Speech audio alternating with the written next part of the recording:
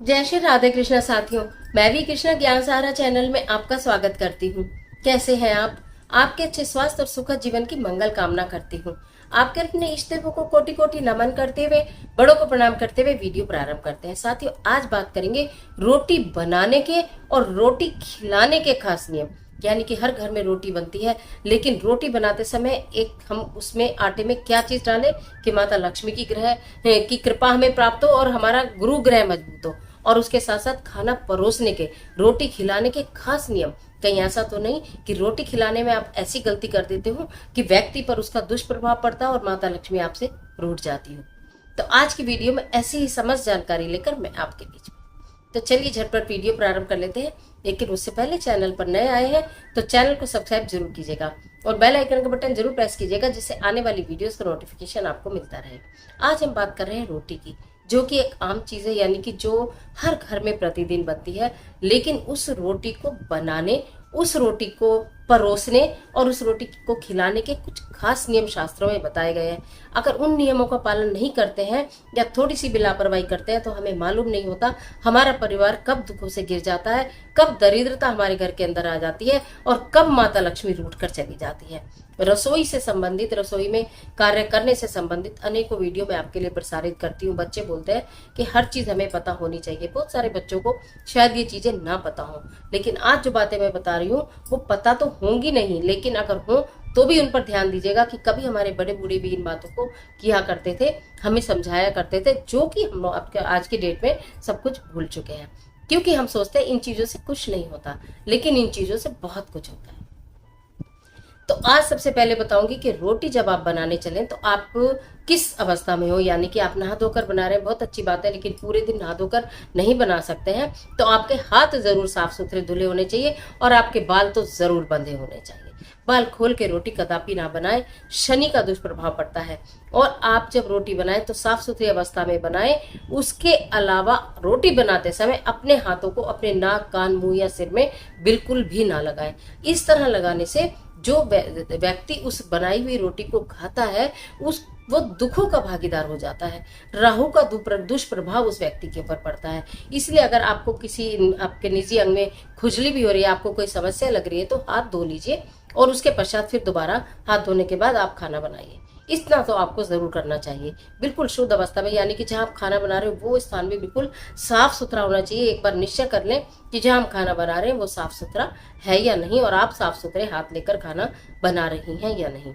उसके अलावा कभी भी खाने में 3 रोटी एक साथ नहीं परोसे। चाहे रोटी हो, चाहे पराठा हो या पूरी हो, कोई भी 3 चीज एक साथ नहीं परोसी जाती हैं। कहा जाता है 3 रोटी मरे हुए व्यक्ति के निमित्त निकाली जाती है। तो इसलिए कभी भी 3 रोटी एक साथ नहीं परोसनी चाहिए। अगर कोई व्यक्ति की डाइट यानी खुराक 3 रोटी की है तो उसकी प्लेट में 1 रोटी रख के 2 रोटी दूसरी प्लेट में रख दो, या प्लेट में 2 रोटी रखकर 1 रोटी खाली प्लेट में रख दो। 3 एक साथ नहीं परोसो। 3 रोटी कैदियों को भी दी जाती है, तो इसलिए कभी भी 3 रोटी आप एक साथ नहीं परोसे। उसके बाद आप बात आती है कि जब आप आटे, पहले बता देती हूँ, आटा जब आप लगाते हैं और आपको ये लगता है कि माता लक्ष्मी और मां अन्नपूर्णा हमसे प्रसन्न रहे, हमारे घर धन धान्य की कमी ना हो, तो प्रतिदिन जब आप आटा मले तो उसमें बिल्कुल 1 चुटकी हल्दी और बिल्कुल मामूली सी 1 चुटकी चीनी आप अपने आटे में डालिए और उसके बाद आप आटा सान लीजिए, यानी गूंथ लीजिए। पता भी नहीं चलेगा, किसी को मिठास तो आएगी नहीं, क्योंकि ये आप इतना तो आटा एक बारी में बनाएंगी जिसमें कि आप 8 रोटी, 10 रोटी या 4 रोटी, 6 रोटी, जितनी भी आपके घर में बनती है या ज्यादा संख्या में बनती है, बहुत अच्छी बात होती है ज्यादा संख्या में खाना बनता है। तो वो आपको 1 चुटकी हल्दी और 1 चुटकी ही चीनी डालने का नियम बना लीजिए।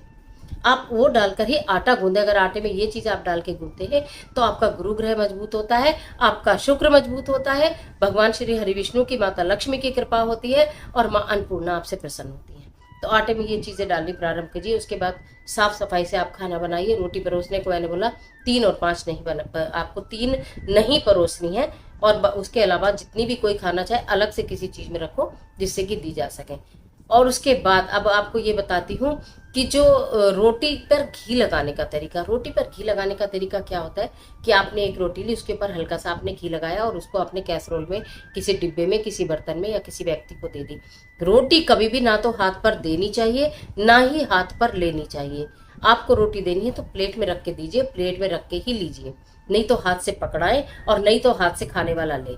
ये काम भूले से भी नहीं करें, कंगाली आती है, दरिद्रता आती है। इसलिए रोटी को हमेशा प्लेट में ही रखकर, एक भी रोटी हो तो प्लेट में रख के दें और प्लेट में ही रखकर वापस आप अपने पास ले आए। कोई नहीं खा रहा, हाथ से उठाकर नहीं देंगे रोटी को। उसके अलावा रोटी को कभी भी चकले के ऊपर नहीं रखते हैं बनाकर। बहुत सारे स्थानों पर हम देखते हैं कि रोटी को बनाकर सेका और चकले पर रखते रहे और उसी के ऊपर घी लगा के फिर उस रोटी को रखा, फिर चकले को के ऊपर फिर पुनः रोटी बनानी प्रारंभ कर दी। चकले के ऊपर अगर आप बनी हुई रोटी रखते हैं तो वो रोटी बंधी हुई मानी जाती है। इसलिए चकले के ऊपर बना के नहीं, आप चकले पर रोटी बेलिए, उसको सेके, सेकने के बाद चकले पर आपको रोटी नहीं रखनी चाहिए। कहा जाता है चकले के ऊपर रोटी रखकर घी लगाने से या सिकी हुई रोटी चकले पर रखें, आप निरंतर बना रहे हैं तो उससे बीमारी आती है। तो इन चीजों का ध्यान आपको जरूर रखना चाहिए। उसके अलावा ये रोटी आपके में आटे में क्या डालना है ये भी पता हो गया, कैसे आपको परोसनी है ये भी पता हो गया, कितनी आपको परोसनी है ये भी आपको पता हो गया। इसके बाद आपने जब खाना बना लिया, थोड़ा सा आटा बचाइए, क्योंकि जगह जगह गाय कुत्ते आपको अगर नहीं मिल रहे हैं तो भी थोड़ा सा आटा बचाइए। उस आटे में जरा से 2-4 दाने चीनी के डालिए और उसके बाद उस आटे की छोटी छोटी गोलियां बनाकर पक्षियों को डाल दीजिए, चींटियों को डाल दीजिए। और ये कार्य तो आप सुबह शाम जब भी आप चपाती बना, आपने दोपहर का खाना बनाया, इतना सा आटा लिया, उस आटे में जरा सी चीनी मिलाई, छोटी छोटी गोलियां बनाई, किसी भी प्लांट के नीचे रख दी, सब चींटी खा लेंगे। आप ये कार्य करके देखिए। मतलब एक तो आटे में हल्दी और चीनी डालने का, और एक एंड में जब आप खाना बना ले, किसी भी समय बनाएं, आप 2 बार भी डाल सकते हैं। 3 बार आपके यहाँ खाना बनता है तो 3 बार भी डाल दीजिए, नहीं याद रहता तो 1 बार डाल दीजिए, लास्ट वाले टाइम डाल दीजिए जब रात को आप खाना बनाती हैं, तब आप इतना सा आटा ले लीजिए, बाद में इतना सा आटा रोक लीजिए, उस आटे में चीनी लगाकर और आप चींटियों को या पक्षियों को खिलाना प्रारंभ कीजिए। कर्जा नाम मात्र को भी नहीं रहेगा, बिल्कुल कर्जा नहीं रहेगा, आपके घर की बरकत बढ़ेगी।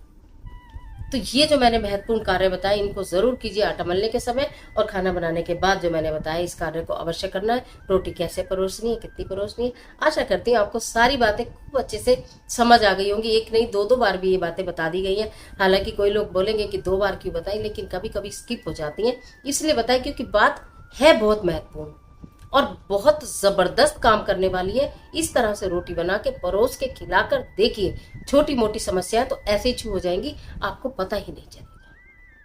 करके देखिए इस कार्य को। तो आज के लिए इतना ही, इजाजत दीजिए। आशा करती वीडियो आपके लिए निश्चित बहुत बहुत बहुत उपयोगी साबित होगी। मिलती हूँ एक और जबरदस्त वीडियो के साथ, तब तक हंसते रहिए, मुस्कुराते रहिए, अपना और अपने अपनों का ख्याल कीजिए। वीडियो अच्छी लगे तो लाइक कीजिए, इस वीडियो को अपने फ्रेंड के साथ शेयर करना बिल्कुल मत भूलिए, और कमेंट बॉक्स में जय माता दी लिखना बिल्कुल मत भूलिए। ईश्वर आपकी मदद करे।